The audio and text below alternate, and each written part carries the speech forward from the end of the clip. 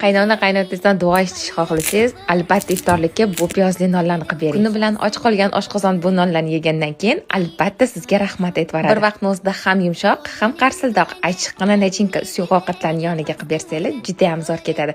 Retseptini qoldiraman. Toza va quruq idishimizga 2,5-3 piyola un, dro'sha, tuz va razrixlitsenni solib, yaxshilab aralashtirib olamiz. Iliqqina sut va suvni solib, yumshoqqina xamir qoramiz va bo'lsa olivka yog'i, bo'lmasa oddiy o'simlik yog'i solib, xamirimizga ishlov beramiz. Yumshoqlikda qorilgan xamirimizni oshirish uchun olib qo'yamiz. Nachinkasi uchun esa piyoz, ko'k piyoz, paprika, tuz va murchni solib bir chekkaga olib qo'yamiz. Xamirimizni unlab, teng 2 bo'lakka bo'lamiz va katta qilib yoyib olamiz. Men ichiga slayonni margarin surdim. Siz xohishga ko'ra saryog'ini eritib solsangiz ham bo'ladi. Katta qilib yoyilgan xamirimiz ustidan saryog'imizni bir tekisda qilib surib chiqamiz va nachinkamizni hamma yog'iga tekkazib sovolamiz. Xuddi somsa xamirini o'ragandik, bir chekkasidan zich qilib rulet qilib o'rab olamiz.